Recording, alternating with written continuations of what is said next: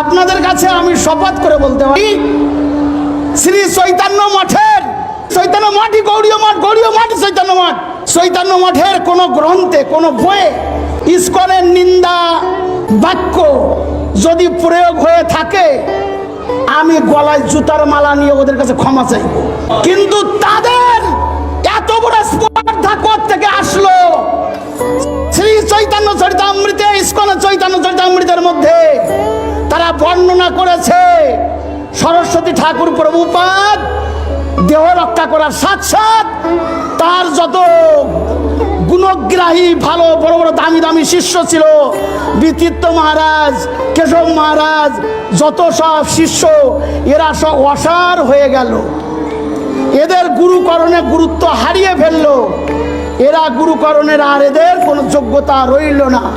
সারা বিশ্বে আমি প্রচার করলাম।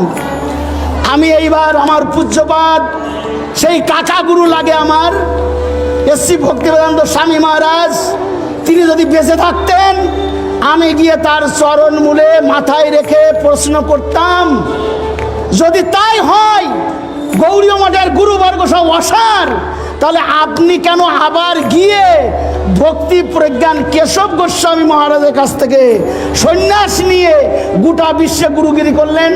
তাহলে অসার গুরুর কাছে দীক্ষা নেওয়া, সন্ন্যাস নেওয়া মানে আপনি অসারকে সার করলেন না, আপনি অসার হলেন।